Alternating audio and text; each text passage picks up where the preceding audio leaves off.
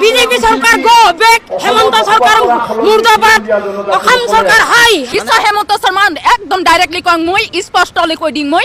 Bisa Hemant Sharma dalali. Borolandor Porbot Jorat ৩,৬০০ বিঘা মাটি যে আদানিক দিব বিচাৰিছে হাজাৰ হাজাৰ বড়ো মানুহক উচ্ছেদ কৰি তাৰ বিৰুদ্ধে তোমালোকে আন্দোলন কৰা।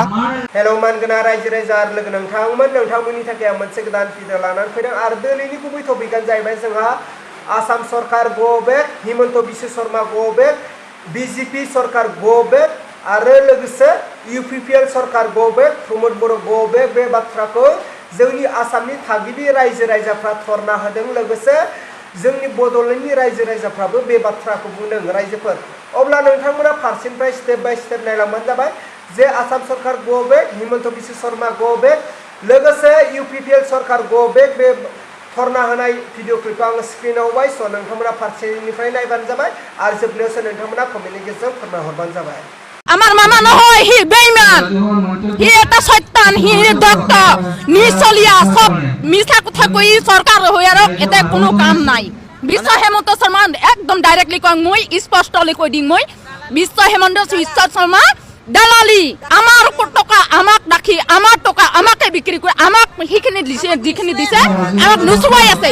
আপনি দেখক ভোট যেতিয়া লয় তেতিয়া গু মুত এক বিচাৰ নকৰে হেমন্ত বিশ্ব শৰ্মাই এক বিচাৰ নকৰে ভোট দিয়াৰ পিছত আমাক পাঁচ পেলাৰো ঘূৰি নাচলক হয় হেতে। বিজেপি খাৰাম আমি ডাইৰেক্ট নেদিও আমি সরকারক মাটি নিদিও আমি সরকার মুর্দাবাদ বুলি কম। আমার মামা নহয় হি বেইমান হি এটা শয়তান হি দক্ত নিচলিয়া সব মিছা কথা কই সরকার হই আর এতে কোনো কাম নাই। বিশ্ব হেমন্ত শর্মা একদম ডাইরেক্টলি কং মই স্পষ্টলি কই দিং মই বিশ্ব হেমন্ত শর্মা দালালি আমার টকা আমাক রাখি আমার টকা আমাকে বিক্রি করে আমাক হিখিনি দিছে যিখিনি দিছে আমাক নুচুৱাই আছে। ভোট যেতিয়া লয় তেতিয়া গু মুত এক বিচাৰ নকৰে হেমন্ত বিশ্ব শৰ্মাই এক বিচাৰ নকৰে ভোট দিয়াৰ পিছত আমাক পাঁচ পেলাৰো ঘূৰি নাচলক হয় হেতে আহি আছে। আপোনালোকে ভোট দিব এবাৰ কি কৰিব আপোনালোকে? এবাৰ বিজেপি খাৰাম আমি ডাইৰেক্ট ৰিয়েল আমাক যদি মাটি দিয়ে বিজেপি বাক্স ভৰ্তি কৰি দিম ওই বাক্স ভৰ্তি কৰি দিম যেটো নেকি কি গাড়ী কইতো পাঞ্জাবটি গাড়ী ভোট লবা নৰাখে ভোট দিম আমি বিজেপিক ভোট নিদিও। হেমন্ত সৰকাৰক মুৰ্দাবাদ দিম গো বেক দিম আৰু হেমন্ত ধনীৰ অহংকাৰী সৰকাৰ দুখীয়াৰ দুখ নুবুজে দুখীয়াক মাৰা সৰকাৰ হেমন্ত সৰকাৰ আৰু BJP সরকার গো বেক মুর্দাবাদ BJP সরকার শাসনের গাড়ি থাকা সরকার। কোনো আমি মহিলা রাইজ আমি কোনো ভোট নেদু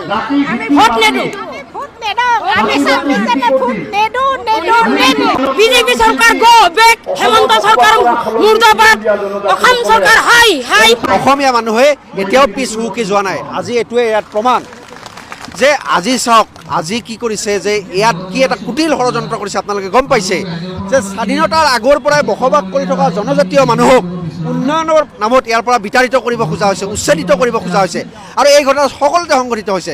কাৰ্বি আংলঙৰ পৰা কাৰ্বি মানুহক বিতাড়িত কৰিব বিচৰা হৈছে, মিকিৰ বামুণী অঞ্চলৰ পৰা মিকিৰ মানুহক বিতাড়িত কৰিব বিচৰা হৈছে, বড়ো অধ্যুষিত অঞ্চলৰ পৰা বিটিআৰৰ পৰা বড়ো মানুহক উচ্ছেদ কৰিবলৈ বিচৰা হৈছে, ৰাভা আছং অঞ্চলৰ এই ৰাভা মানুহক উচ্ছেদ কৰিব বিচৰা হৈছে। এয়ে বৰ্তমান হৈছে উন্নয়ন। এই মাটি কাক দিব? আদানী আম্বানী জয় শাহ আৰু মুখ্যমন্ত্ৰীৰ পৰিয়ালৰ উন্নয়ন মানে এটা সামগ্ৰিক উন্নয়ন সেইটো কথা বুজাব বিচৰা হৈছে। কিন্তু আজি আমাৰ এই মহিলাসকল আজি অসমত মাটি ৰক্ষাৰ কাৰণে নিজৰ ভূমি ৰক্ষাৰ কাৰণে মানুহ যেনেকৈ ওলাই আহিছে ইয়াৰ পৰা এটা কথা প্ৰমাণ যে অসমীয়া মানুহে কিন্তু জাতি ৰক্ষাৰ এই শেষ যুঁজখনত ভালকৈ যুঁজিব আৰু নিজৰ অধিকাৰ তেওঁলোকে সাব্যস্ত কৰিব। আজি এটা কথা খুব ওলাই আছে যে আমি জাতি ৰক্ষা কৰিব লাগে, জাতীয়তাবাদ বিভিন্ন দল সংগঠনে কৈ আছে।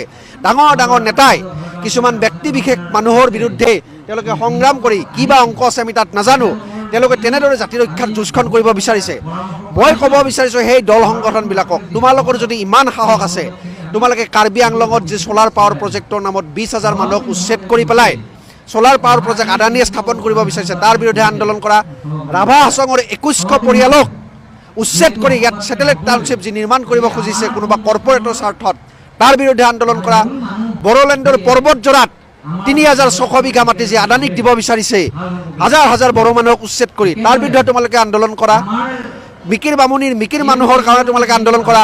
কেৱল কোনোবা মানে ব্যক্তিগত স্বাৰ্থত ব্যক্তিগত মুনাফাৰ স্বাৰ্থত কোনোবা এজন মানুহৰ বিৰুদ্ধে তোমালোকে গৈ কোনোবা জাতি ৰক্ষাৰ কোনো শ্লোগান দিবা আৰু তাৰপিছত আমাৰ সাধাৰণ মানুহে এনেকুৱা আন্দোলনত তোমালোকে মূৰ পলকা মাৰিবা এই কথা কিন্তু সহ্য কৰা নহয় গতিকে আমাৰ যি মানুহে আন্দোলন কৰিছে আজি মাটি ৰক্ষা হ'লেহে জাতি ৰক্ষা হ'ব মাটি ৰক্ষা হ'লেহে সংস্কৃতি ৰক্ষা হ'ব একাংশই কি ৰাজপথৰ আন্দোলন নামত নাটক কৰি আছে নেকি যে এক মুষ্টিমেয় আজি চাওক জাতি কেতিয়া ৰক্ষা হ'ব অসমীয়া মানুহৰ মাটি গৈ গৈ শেষ পৰ্যায় পাইছে আজি যদি যিকণ মাটি ৰৈ আছে সেই মাটিখনৰ কাৰণেও যদি আমি সংগ্ৰাম নকৰোঁ এই জাতি বাচি থাকিব জানো কেতিয়াবা ৰাজপথত দি আমি বাংলাদেশী খেদিব লাগে মাৰোৱাৰী খেদিব লাগে বিহাৰী খেদিব লাগে এনে অযথাকৈ ৰাস্তাত কৈ লাভ নাই পিটিব লাগে বুলিও কয় পিটিব লাগে এই অযথা কথা কৈ লাভ নাই নহয় আমাৰ যি আজি হাজাৰ হাজাৰ লাখ লাখ জনজাতীয় মানুহক থলুৱা মানুহক খাটি খোৱা মানুহক আদানীৰ দৰে বেপাৰীয়ে আম্বানীৰ দৰে বেপাৰীয়ে যে উচ্ছেদ কৰি ইয়াৰ পৰা তেওঁলোকক যুগ যুগলৈ যে বিতাড়িত কৰিব বিচাৰিছে তাৰ বিৰুদ্ধে আহি ইয়াত সংগ্ৰাম কৰক